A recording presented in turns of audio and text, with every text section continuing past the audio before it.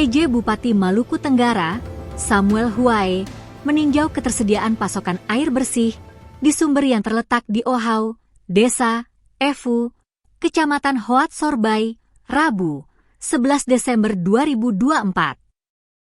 Peninjauan ini dalam rangka mengcross-cek debit air di sumber air Efu, sekaligus memastikan ketersediaan genset di lokasi tersebut.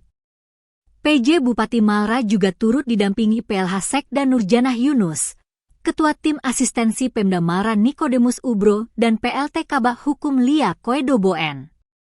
Saat melaksanakan peninjauan, PJ Bupati Malra juga berbincang dengan Bapak Narahawarin Pria Paruhbaya yang merupakan salah satu pengawas di tempat tersebut. Ia menemukan kendala yang dihadapi perusahaan, yakni air tidak dapat dialirkan dari Efu jika listrik PLN padam. Dirinya juga mengcross-cek seberapa sering kepala PDAM datang mengcross-cek permasalahan air bersih serta jumlah debit air terkini di kawasan tersebut.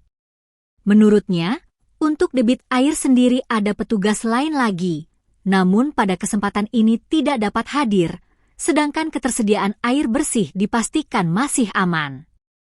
Menanggapi hal tersebut, PJ Bupati Malra mengatakan akan menyampaikan permasalahan tersebut kepada Kepala PDAM Malra.